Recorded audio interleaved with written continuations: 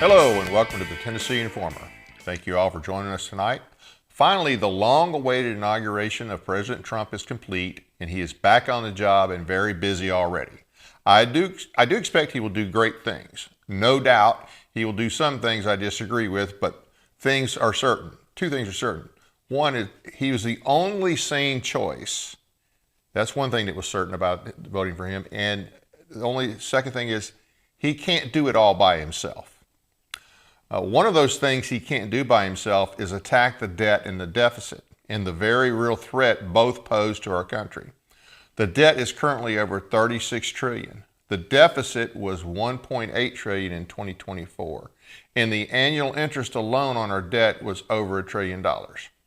Trump cannot fix that alone, and Congress won't address it until forced to. Our state legislature likes to brag about how fiscally responsible they are despite relying on the federal government for approximately 40% of the state's annual budget. And there's been no action taken to reduce our level of dependency. Some counties in our state get grants directly from the federal government. Of course, all this comes with federal strings, or chains might be a better description. Tonight we'll have a discussion with a county commissioner who has taken a stand on the issue of spending and has opposed his county accepting federal funds, something he was of course criticized for doing. But his response is spot on, and we need more like him at all levels of government. It needs to become the mindset of all citizens as well. Our guest is newly elected Knox County Commissioner from District 9, Andy Fox. Before we bring Andy on, I'm going to read from the election site, which gives a good picture of who he is and what he believes. And this is from andyfoxforcommissioner.com. I encourage you to go look at it. If elected, I will work to preserve the traditional conservative character of Knox County. I will fight against liberal Democrat attempts to turn Knox County into a place of high taxes, rampant homelessness, homeless population defecating and urinating in public, and Soros-backed social justice district attorneys who let criminals go but will prosecute citizens who try to defend themselves. To get a glimpse of a Knox County future with liberals in control, simply investigate crime, homelessness, and tax statistics for metropolitan areas that have been run by Democrats for years, such as San Francisco, LA, St. Louis, DC, Memphis, Atlanta, Detroit. Knox County citizens do not want a government run by liberals. This is probably not the above election quotations are probably not the common wording of a county commissioner statement in an election ad anywhere, but I think it was an excellent one. I think it really stood out, and I think it's important because all those things that he pointed out about all the problems in those major metropolitan areas are true. Now, a little bit of information about him personally. He married his college sweetheart, Lori. They've been married for 32 years. He's a Christian for the past 30 years. He's been a member of Sevier Heights Baptist Church and Lonsdale Community Church. He's raised 3 children, Anna, Catherine, Bailey, and Grace. His education and business community service include he's a graduate of Knox County Schools, graduate of University of Tennessee, BA in 1991. He's a graduate of University of Tennessee College of Law, JD, in 1995. He's been practicing law since 1995 with a general trial practice. He's provided free legal service to draft a 2021 referendum to petition Caps City, I'm sorry, there's a little typo there, to City of Knoxville property tax, Cap City of Knoxville property taxes. He served as a local counsel for Alliance Defending Freedom, pro bono. He's done this to protect girl athletes against males competing in female sports. And let's see, he's fought against unconstitutional governmental mandates on business as well as the masking of children. He's provided free legal service to Tennessee Firearms Association in 2016 and 2019 against liberal City of Knoxville's unconstitutional gun restrictions. There's more, but let's introduce our guest, Andy Fox, Knox County Commissioner. How are you tonight? Doing well. Thank you so much for having me on. Well, hey, I thank you for agreeing to come on. We're going to get right to us. I read an article in Tennessee Conservative, and that's where I read about you, and it talked about what you had done in terms of the bills that you had opposed and gave your reasons. And so I'm like, this is the kind of mindset that we need all of our elected officials to have. And so I thought it would be a good idea. And the type of courage that you showed in doing this, and the understanding of, hey, we're all part of this. This whole "we the people" thing actually means something. And I thought it would be good to have somebody come on here and show what people at the lower levels of government can do to help the country overall. Because like I said in the opening, Trump cannot fix this. We have to have a mindset change. So tell us what funding you turned down and why.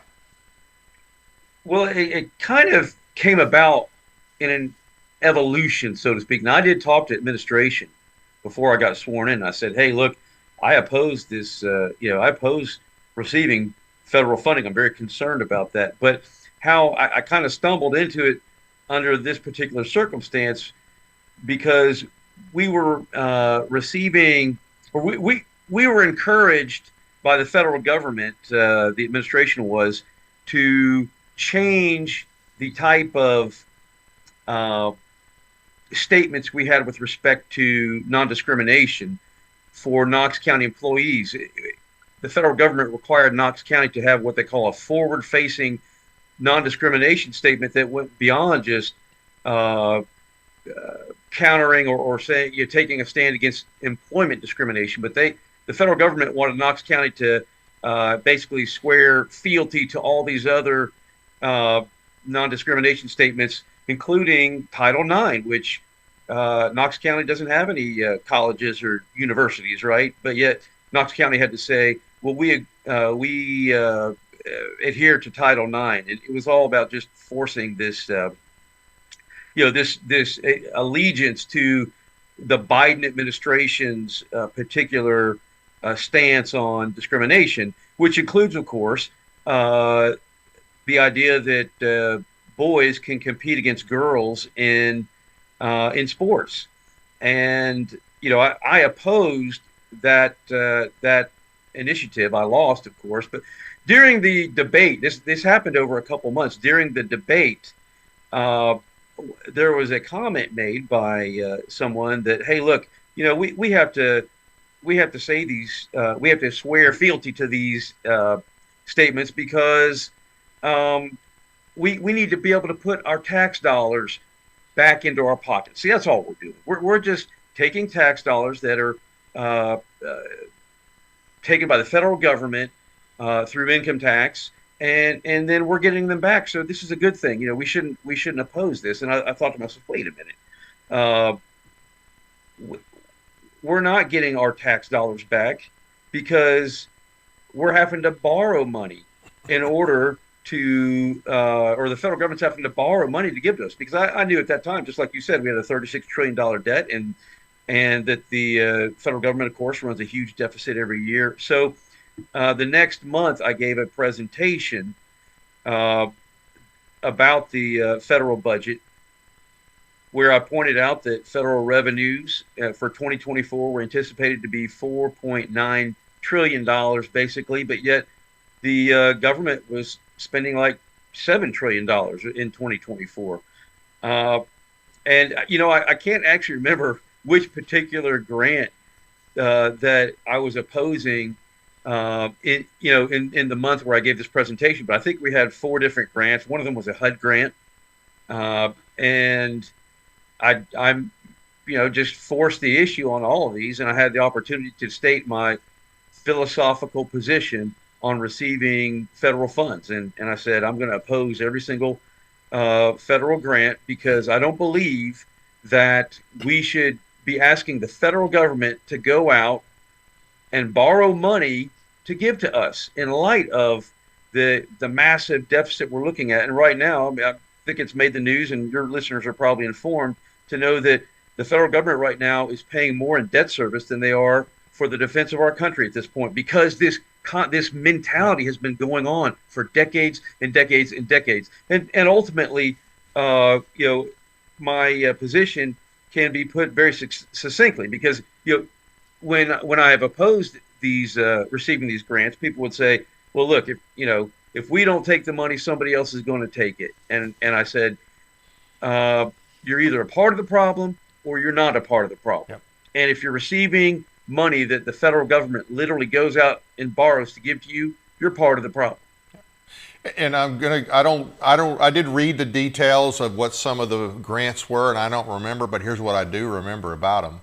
Just like pretty much everything with the federal government, just like pretty much all of the things that we're indebted for, they're not even constitutional. They're not even remotely constitutional. They're nowhere, you can't even squeeze them anywhere out of Article 1, Section 8. So we've gone into this huge debt as a country for things our federal government's not even supposed to do.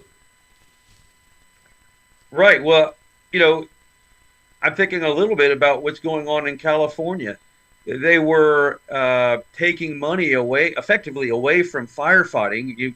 Everybody knows now that the mayor of Los Angeles called for a cut in the firefighting budget, but yet they were giving away millions of dollars for kind of what I would call, virtue signaling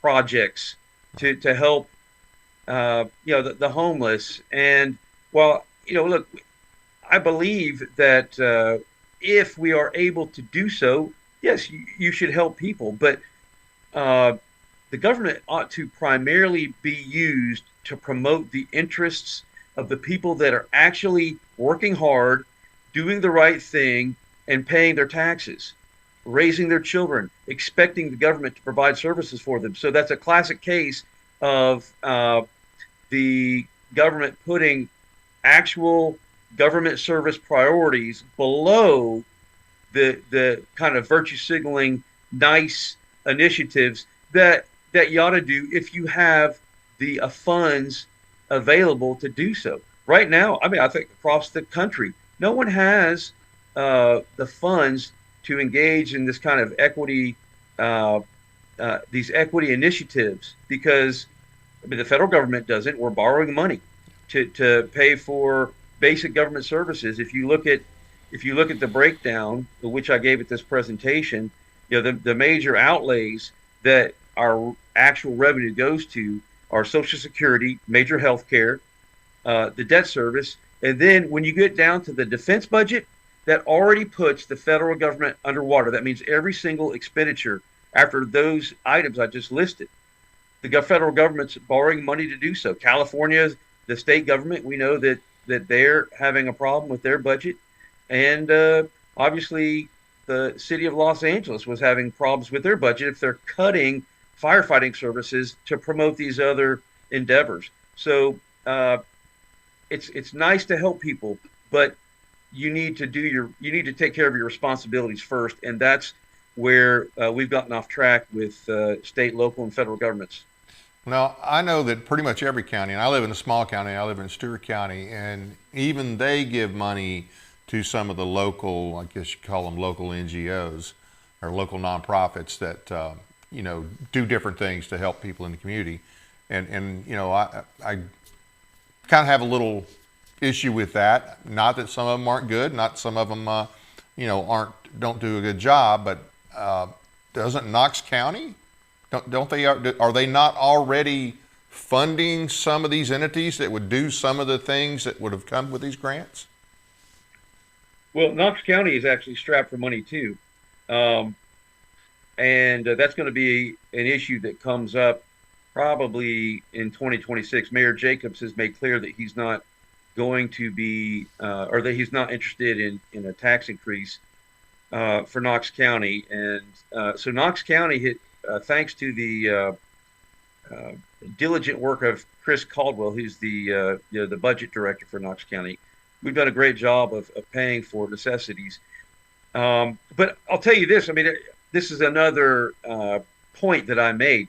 I don't think it's government's job to take money from one set of people to give it to another.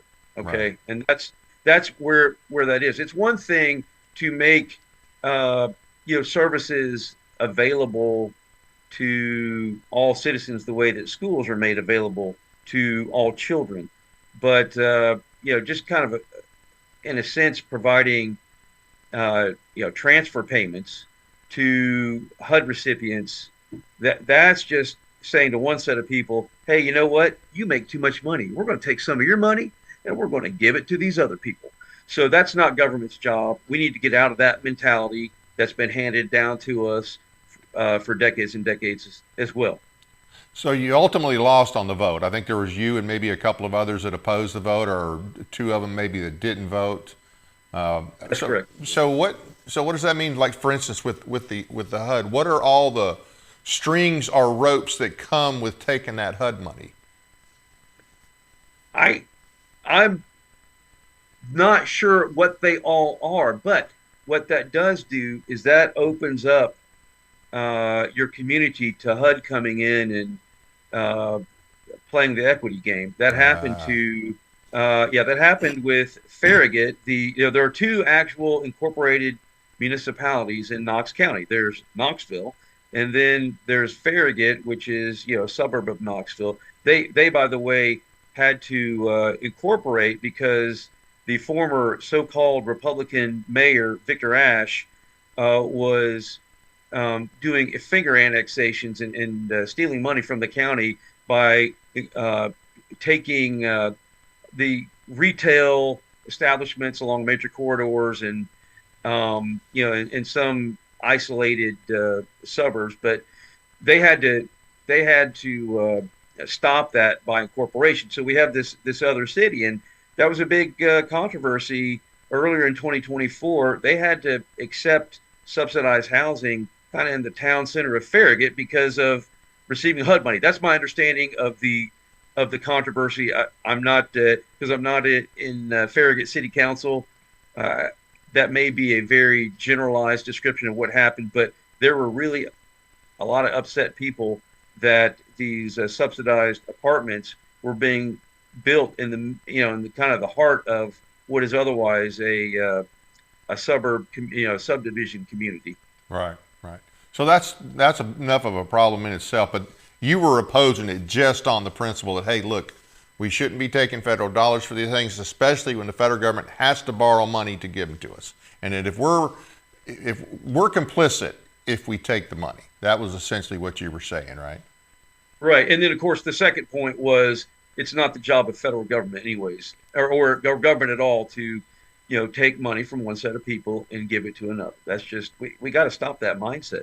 That's what's, that's a Marxist mindset at the end of the day, right? That's not a capitalist or free market, I guess is a better way that, a property rights based system should not think in those terms. That's the job of charities and right. churches to reach out to people who are in need, because otherwise what happens? You build a constituency. You cause people to vote for you because of what you promise that you will give them if you're put in power, and that creates all kinds of perverted incentives. Yeah, and then I think a lot of churches and charities maybe have, to some degree, have said, well, you know what? They have a government program for that. The government's taking care of that. We don't need to focus on that. That's that's what welfare is for. And I think that's probably had some negative effect on at least some churches and charities. That's called crowd out, by the way. And I have actually posted an article about that on my Facebook page. On the public.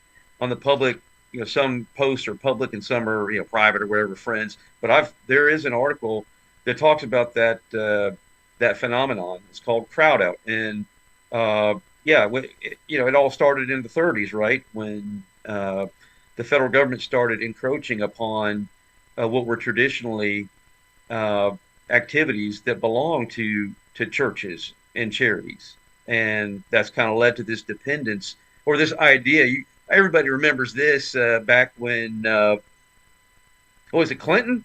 I think it was Clinton when that guy in the audience said, "We think of you as our father," or something like that. Come, you got to take care of us, man. Do you remember that statement? Vaguely, yeah. Yeah. Well, and that's too many people see the government that way. And that's definitely a problem. So now you've no doubt caught some flack for the stand you took, but what have you gotten any positive feedback from your constituents? Yes, yes. I've gotten a lot of, uh, from people within South Knox County. I mean, South Knox County is one of the more conservative parts of Knox County. And yes, people who are principled have said, thank you. But like you said, the Democrat attack machine has already. Uh, I think just because I'm making people talk about it, they fear the issue even being brought up for debate, Right. right? So there's a former local Politico, Mark Harmon, who's also a journalism professor. No surprise there at UT, who ran a kind of a straw man mockery of me in an article he wrote for a Tennessee Democrat Yeah. publication, calling me the Grinch, because I'm against the government taking money from one set of people and giving it to another. Right. Of course, what the government takes money from the hardworking people Right. to give to other people. So yeah, and there have been other high-profile Democrats within Knox County who have started attacking. They're not going to let my attempts to change the Overton window go unchallenged. Yeah. Well, and I think he's the one also that said it was nonsensical. The whole idea of not taking federal dollars to him was nonsensical. I'm thinking, we see what's going on with the federal government. If you keep up at all, that they're, like you said, borrowing this money to give us. We're trillions in debt. Our deficit, the yearly interest is more than we spend on our military. It's just insane. So to me, what's nonsensical is to keep doing that, to ignore that. And I mean, that's what I kind of hit our state on. We're still dependent on the federal government for 40% of our budget. Well, I hope that President Trump is serious about cutting spending and cutting the size of government. But that means that our state needs to step up and start weaning themselves off of that dependency. Now, they don't want to go cold turkey, I understand that, but they should do it. Every county should do it. And they need to start thinking that way, that, okay, look, if all of a sudden not only are the freebies, these additional freebie grants not there, but all this other money that we rely on the federal government for, that, like I say, most things we rely on them for are just patently unconstitutional, we can't afford. So it's nonsensical to ignore that. It's like the Titanic seeing the iceberg and speeding up and heading towards it. That's what the Democrats want to do, and that's, quite honestly, that's been the mentality of our legislature for the last several years. Every year we spend more money. I think it was I think our budget when Governor Lee first came to office was like $38 billion. It's like mid-50s now. Mm. That's insane. That's insane. So yeah, I think the nonsense is ignoring where we're at. And you're right. Everybody at all levels, to include we the people, need to take a hard look at this. So what's next on the agenda in terms of what are some other battles you anticipate at the county level as far as spending goes? Well, we're getting ready to head into the budget season, and I think there are going to be battles about giving money to third parties for basically their operating budget. Okay. Right. And I don't have so much of a problem if you have the money with helping, like for instance, the Tennessee Theater is it's a landmark. It's been around, and there's another one called the Bijou Theater. These are landmarks. They're historical buildings. They've been around for decades and decades and decades. I think the Bijou's it's been around for more than 100 years, I think. So if it's one thing to help some kind of historically significant facility with a capital budget in the event that they need some kind of restoration. And Knox County did that both of those theaters were restored within the past 30 years. That's one thing. That's debatable. There might be a good basis to help out in that way.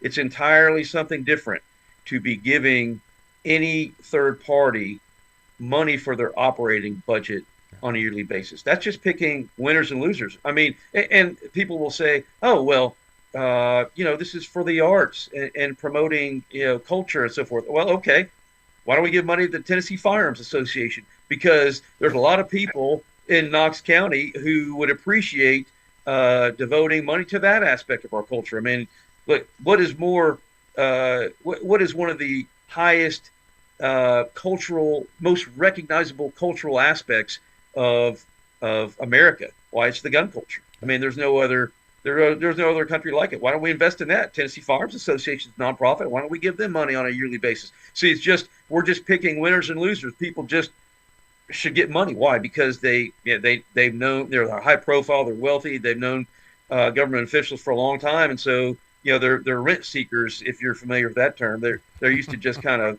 of banking on getting money from the government to help their operating budget. We shouldn't be helping anybody with their operating budget, especially in a time when there's talk about having to raise taxes in order to meet basic government services, and we are at that now.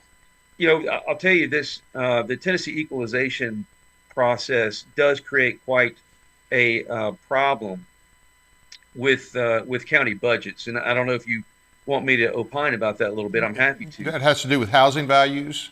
Yeah. Well, what happened is, by the way, my dad is Bill Fox. I don't know if you've heard of Bill Fox. He used to run the Center for Business and Economic Research. It's now the Randy Boyd Center for Business and Economic Research, and they call it CBER. CBER on a yearly basis would provide the economic forecasting for the Tennessee government, for them to set their budget on a yearly basis. And so some of these these economic principles have rubbed off on me, I guess, by osmosis or something. That's a good thing, I would say.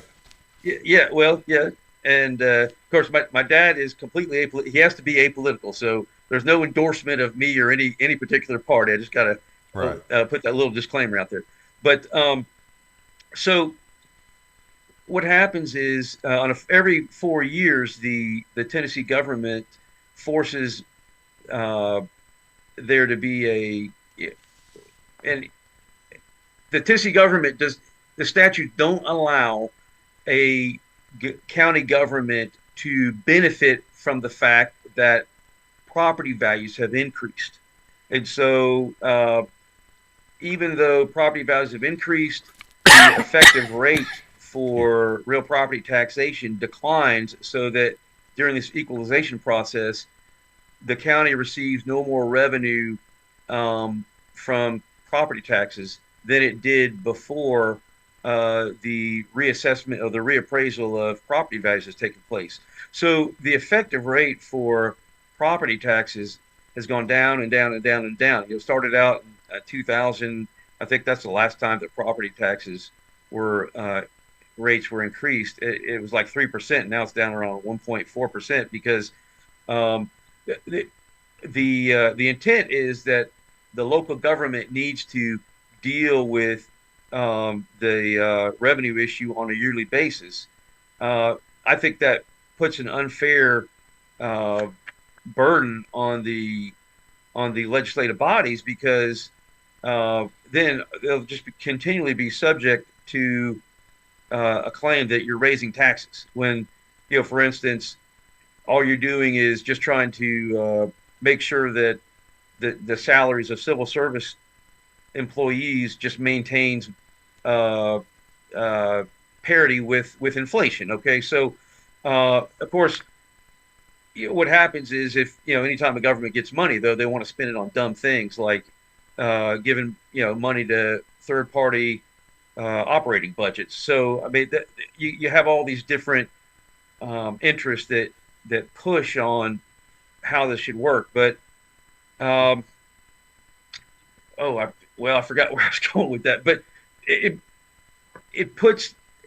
forces a a county to eventually have to deal with the issue of taxes, because eventually, and providing services, because eventually you'll just inflation will take away the ability to properly fund. So that's a real problem in dealing with budgets, and we may have to encounter that. So let me ask you a question on that. So Yeah. what you're saying is that at the county level, whatever the market reflects in terms of increase in the value of a property, that is the county should be able to collect that additional increase each year. And I guess currently they're not able to do that, or am I misunderstanding? That's correct. Yeah, that's correct. Everybody understands this concept with sales tax. If you bought a Honda Civic back in 1995 and paid $8,000 for it or something, you paid 9.25% tax on the Honda Civic when it cost $8,000. If you buy one now in 2024, what do they cost now? $30,000. You pay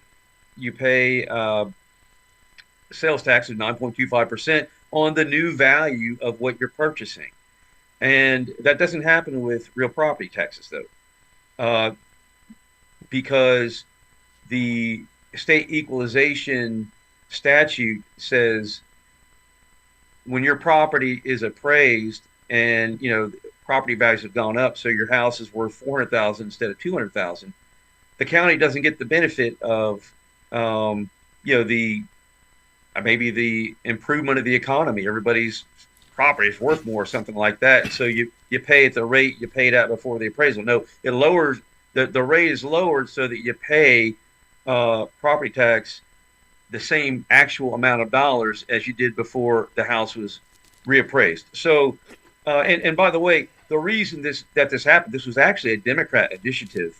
This was not a Republican initiative. The equalization law, that I think it came about in 2008, maybe it was earlier than that. But the reason it came about, and this is understandable, is that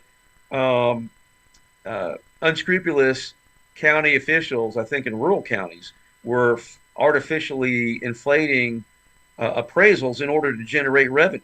So because somebody was abusing the system, now they came in with this it's a government fix.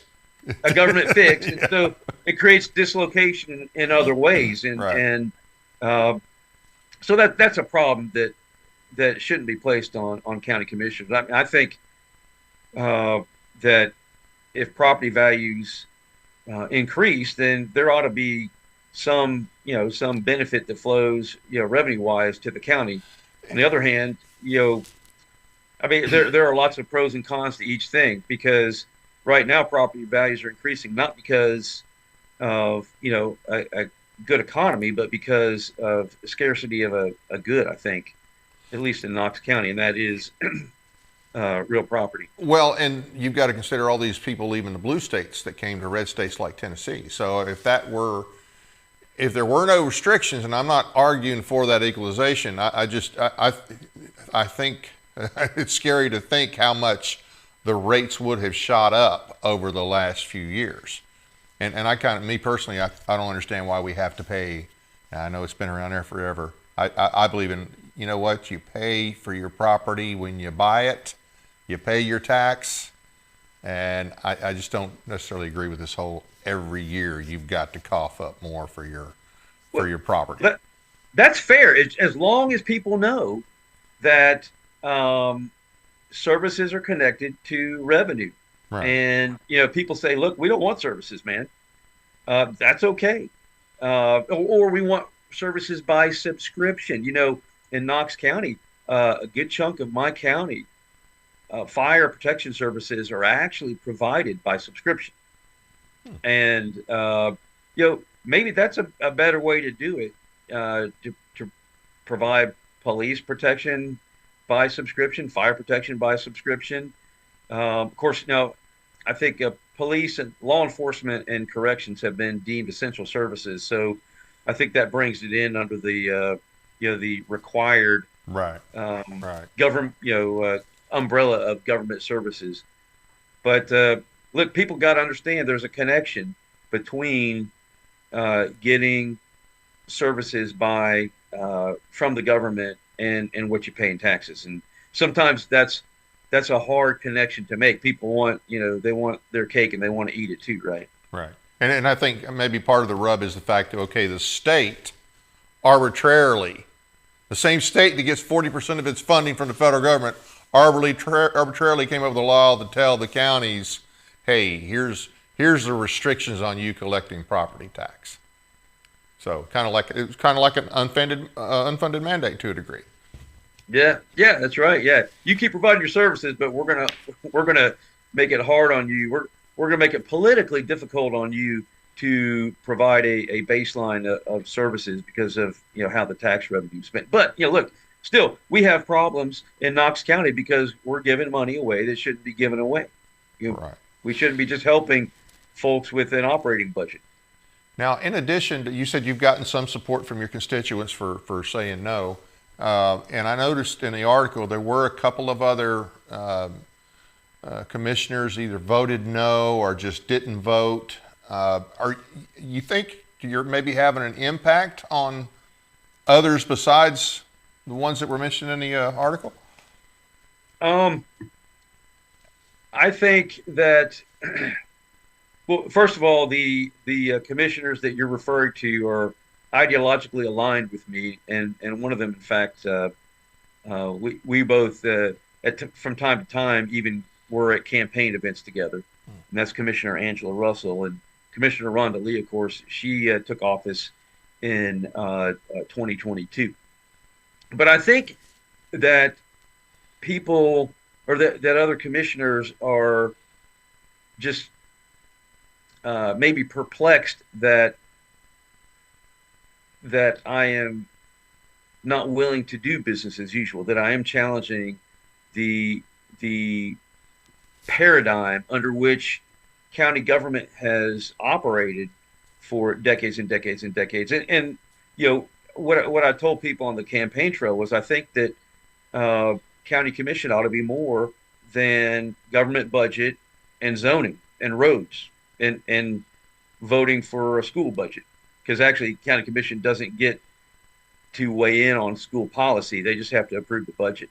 So that's how people have always viewed the role of county commission. And I believe, particularly in Knox County, because Knox County is a home rule charter, that it's almost like a mini General Assembly. Now we can't pass any ordinances that contravene state statute, but there's a lot of space that exists between state statute and what county government can do, and I'm wanting to explore that space, especially as a home rule. There's a lot more.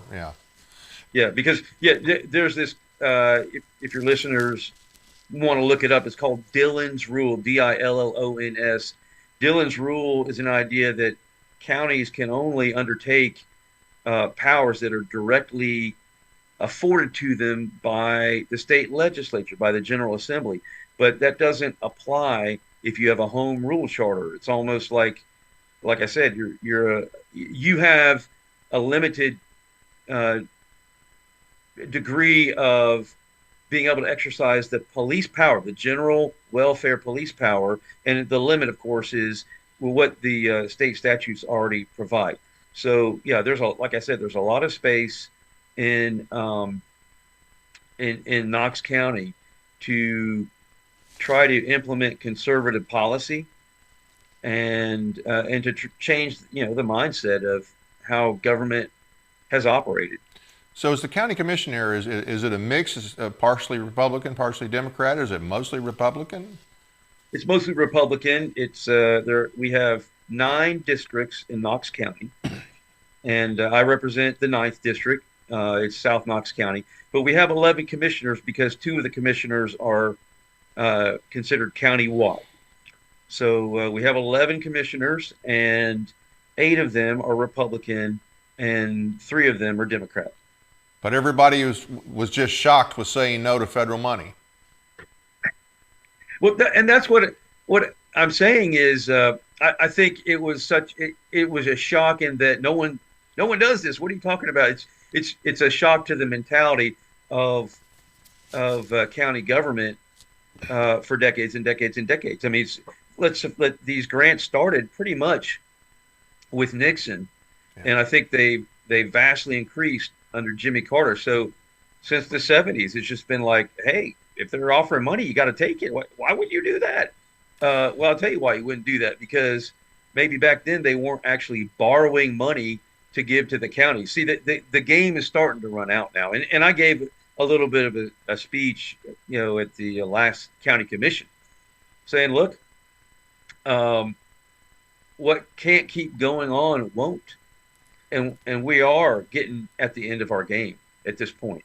I mean, especially if you take into consideration the unfunded liabilities that the United States has. I think those are placed over $250 trillion. And the way I like to explain it is the deficit, or the debt, I'm sorry, the national debt is like the credit card. That's what we've already spent.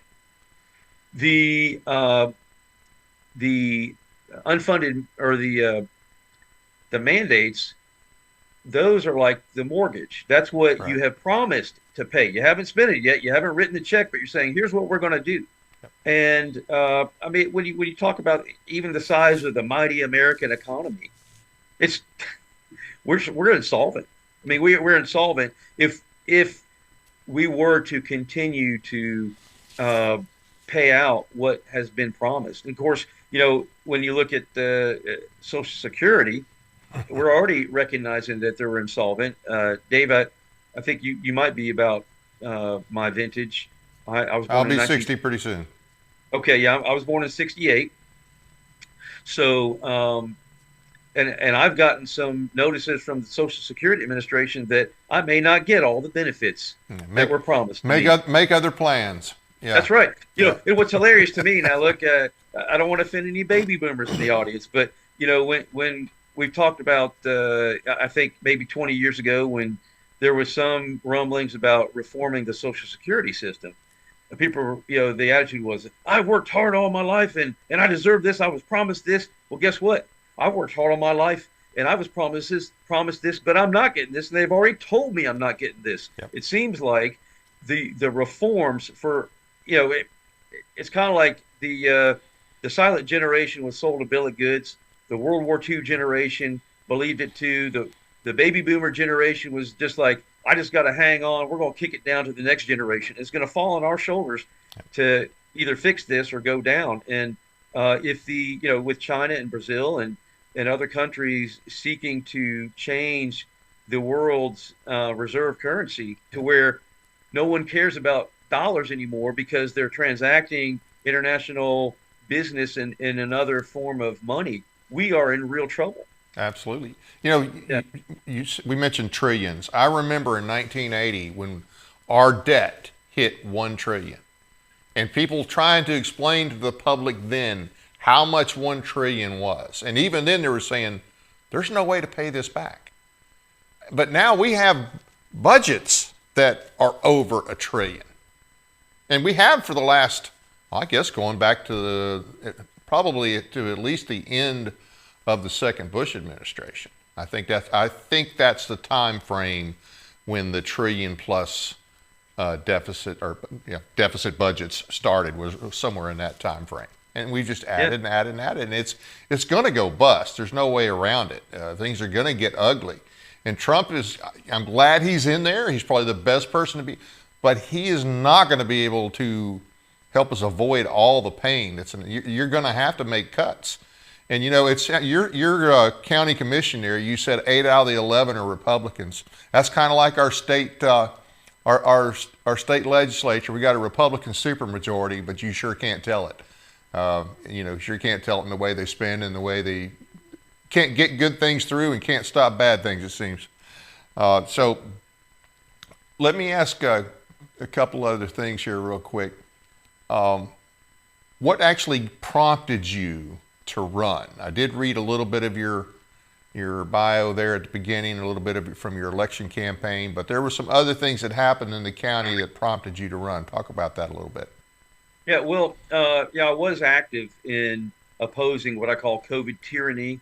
I filed three lawsuits. One was against the state. I challenged the lockdowns. I was representing a roller skating rink. And then I filed two lawsuits one lawsuit against Knox County when the Board of Health was trying to impose a mask mandate. I believe, by the way, well, there was a lawsuit filed, and the person who became Republican chairman of Knox County, Daniel Herrera, invited me into the case, and I filed an amended complaint that I believe was a catalyst for ultimately the Board of Health getting disbanded by the county commission that existed at the time. And then, of course, I attempted to intervene in the Knox County school mask mandate. And what I would say about that is I filed my motion to intervene on March 4th, a Friday night at 10 p.m. And by March 7th, at 11 a.m., the federal judge, sua sponte, meaning of his own volition, not at anybody's request, ordered the existing parties to mediation. And so I never got a chance to intervene because the parties settled the case at mediation. I think my intervening motion was a catalyst for that as well. But so I was involved in these COVID tyranny issues, and I gave a speech to the Knox County Commission in September 2025 or 2020, and I said to myself, well, somebody had asked me, a government official asked me, "Are you interested in politics?" I said, "Well, probably the only thing I'd be interested in was, getting involved in county commission, because I wanted to be able to if this ever came up again, if there was ever this kind of unexpected worldview issue placed before county commission, I wanted to be on there. I wanted to be one of the decision makers, because I think that was a problem for people who had not ever been involved in civil liberties litigation. And like I said, government county commission, people thought, we deal with county budget, roads, zoning, stuff like that. They don't deal with these kind of civil liberties worldview existential issues. So that's when I first thought about it. I still had to, in a sense, be convinced from just kind of a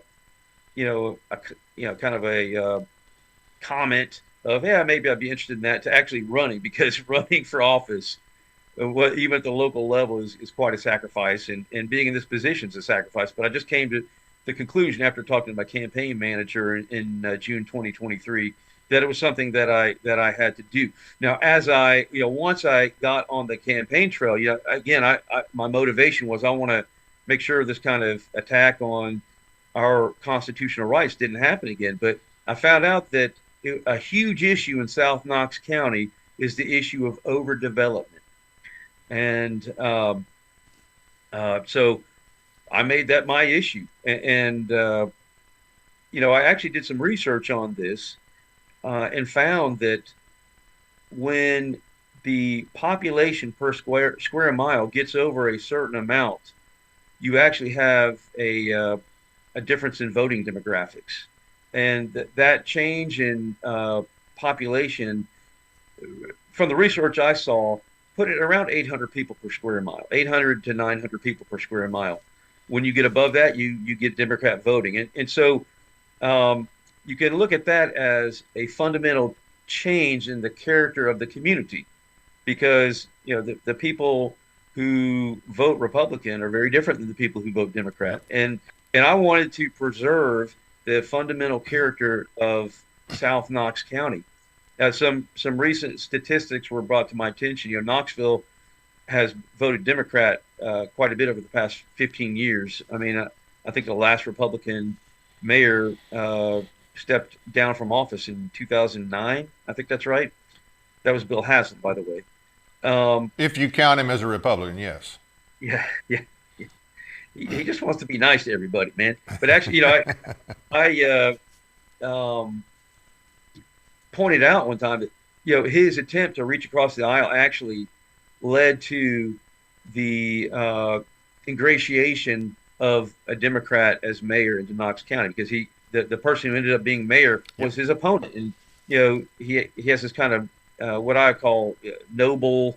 He probably thinks it's noble. I want to reach out to my political opponent and let's all work together. Well, all that did was legitimize Yep. his Democratic, and she then won the next election cycle when Haslam was no longer Yep. running. She won because she'd been legitimized by him, and Yep. that's what happens. I think that there's this old guard Republican idea that compromise is the highest ideal, and we need to pursue that. The problem is that modern day Democrats don't operate under that paradigm. I'm not sure if Uh, they ever have. you may be right about that, but you hear stories about uh, um, oh the senator from Tennessee, the great statesman. Can't think of his name. I got a mind blank, but everybody thought he was the ideal, and this is kind of a from the 80s to the 90s uh, uh, political doctrine, I guess you could say. Well, the Baker. Well, I'm talking about Baker. Oh yeah. Howard Okay. Baker. Yeah.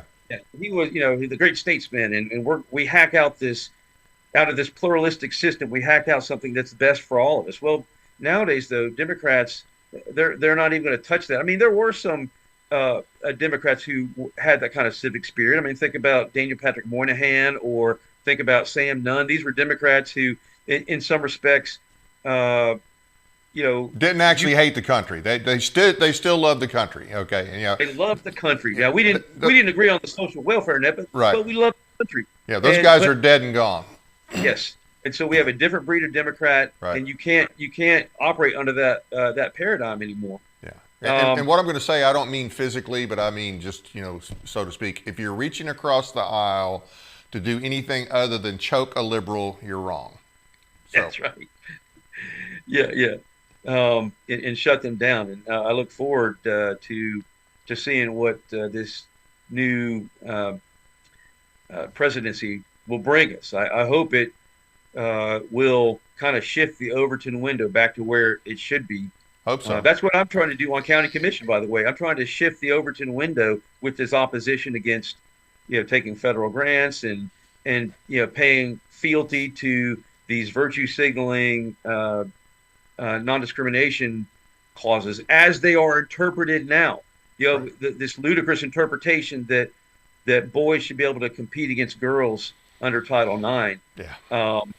And by the way, a point that I brought up with that was, hey, you know what? We're advocating against what our own Attorney General is advocating in court. Right. I mean, we shouldn't be advocating fealty to this particular position on Title IX when the Attorney General is in court in a case that I was involved in as local counsel is advocating something completely different. That didn't sit well with me. But anyways, it'll be interesting to see. And it's like I said, Trump can't do it by himself. So the more people we have like you in the county governments across the state and hopefully more in the state legislature. By the way, do you have down the line, you ever see yourself running for higher office?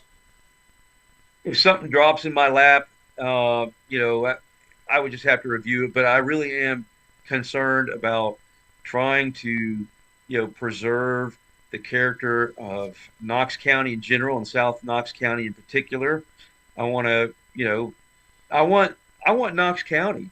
Getting back to the federal grant issue, what I said, at the county commission was, it's got to start somewhere. Somebody has to be the leader and do something that other people don't consider. And I want Knox County to be that leader. And then, other county commissions in Tennessee and county governments in other states may say, oh, yeah, you know what? That makes sense. We're either part of the problem or we're not part of the problem. And then you can actually start a movement. What if 2,000 counties told the federal government, you know what? We don't want your dirty money. We don't want this fake monopoly money that is just indebting our grandchildren. We want you to stop it. If we talk with our actions and not just with rhetoric, that might actually give space to the folks in Congress who aren't quite so brave to actually start cutting federal funding. But it has to start somewhere. And yes, I want Knox County to be that leader. Yeah. Well, we're the volunteer state, so you can volunteer not to continue to add to the deficit. But yeah, that whole line that, well, if we don't take it, somebody else will. That's almost like druggies complaining about drug dealers that's selling the drugs they use. I mean, it just, you're complicit in all this. So but I'm glad to hear that. I was glad to read this story, and I hope it catches on. Hey, thanks for coming on the show, and thanks for fighting the good fight in Knox County and setting an example for all county commissioners across the state, really across the country. And I just thank you and hope to have you back on. Yeah, thank you very much. It was my pleasure appearing on your show. Well, I'll have some event announcements and information about our guests next week in just a few minutes. I want to thank you all for taking the time to watch our program tonight. Please be sure to hit the like and subscribe buttons, as well as the notification bell, so you never miss an episode. We appreciate your support. Check out our audio podcast on iHeartRadio, Spotify, and other platforms as well. Sign up for our weekly newsletter at our website, teeninformer.com. Please find and follow us on Facebook and Twitter. Our guest next week will be Danielle Goodrich from East Tennessee Freedom.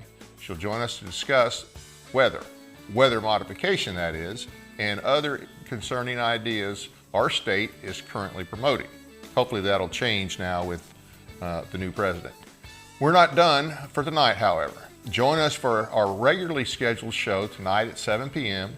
Our guest will be Representative Bud Halsey, here to discuss the nullification process bill legislation, which was designed to, and also legislation designed to protect your investments and keeping the WHO and UN initiatives out of Tennessee. That's it for now, and good night from Paris, Tennessee, that is.